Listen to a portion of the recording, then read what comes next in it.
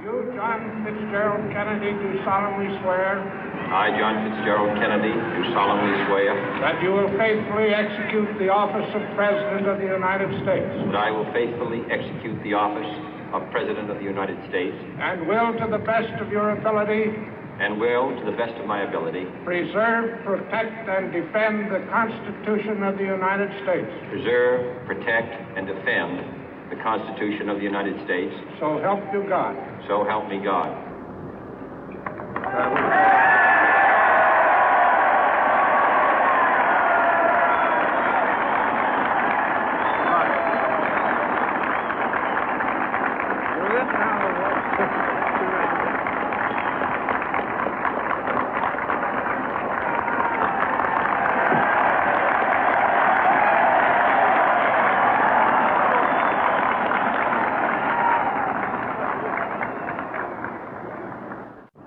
Vice President Johnson, Mr. Speaker, Mr. Chief Justice, President Eisenhower, Vice President Nixon, President Truman, Reverend clergy, fellow citizens. We observe today not a victory of party, but a celebration of freedom, symbolizing an end as well as a beginning, signifying renewal as well as change. For I have sworn before you and Almighty God the same solemn oath our forebears prescribed nearly a century and 3/4 ago. The world is very different now, for man holds in his mortal hands the power to abolish all forms of human poverty and all forms of human life.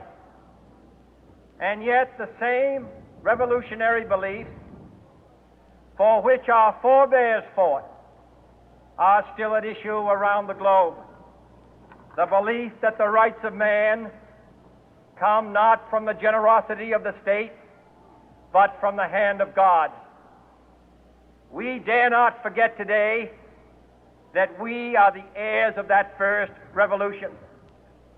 Let the word go forth from this time and place to friend and foe alike that the torch has been passed to a new generation of Americans born in this century, tempered by war, disciplined by a hard and bitter peace, proud of our ancient heritage, and unwilling to witness or permit the slow undoing of those human rights to which this nation has always been committed and to which we are committed today at home and around the world.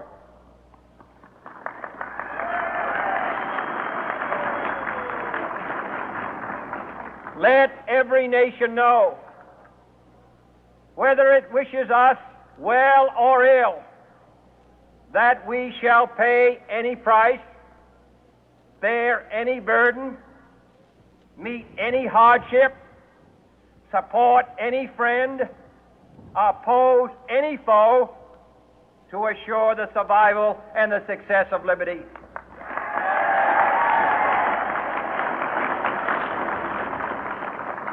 This much we pledge and more. To those old allies whose cultural and spiritual origins we share, we pledge the loyalty of faithful friends. United, there is little we cannot do in a host of cooperative ventures.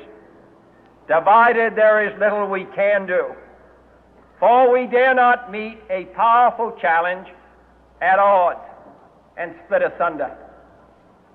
To those new states whom we welcome to the ranks of the free, we pledge our word that one form of colonial control shall not have passed away, merely to be replaced by a far more iron tyranny. We shall not always expect to find them supporting our view, but we shall always hope to find them strongly supporting their own freedom, and to remember that in the past, those who foolishly sought power by riding the back of the tiger ended up inside.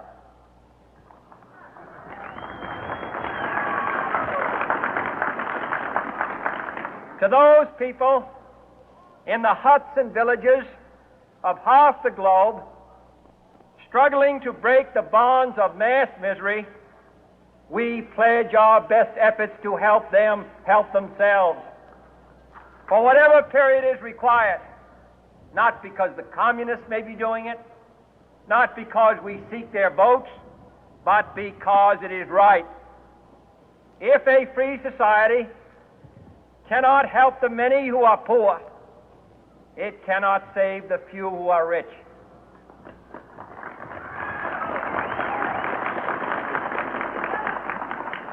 To our sister republics south of our border, we offer a special pledge to convert our good words into good deeds, in a new alliance for progress, to assist free men and free governments in casting off the chains of poverty.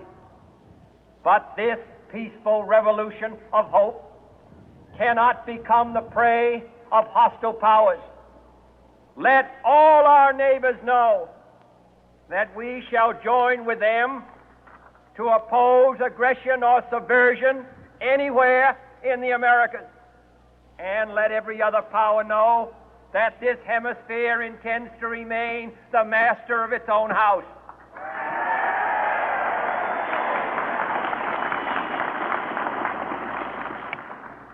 To that World Assembly of Sovereign States, the United Nations, our last best hope, in an age where the instruments of war have far outpaced the instruments of peace, we renew our pledge of support to prevent it from becoming merely a forum for invective, to strengthen its shield of the new and the weak, and to enlarge the area in which its writ may run.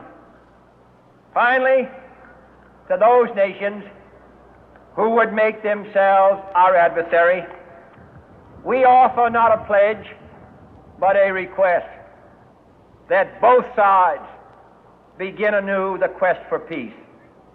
Before the dark powers of destruction, unleashed by science, engulf all humanity in planned or accidental self-destruction, we dare not tempt them with weakness, for only when our arms are sufficient beyond doubt can we be certain beyond doubt that they will never be employed.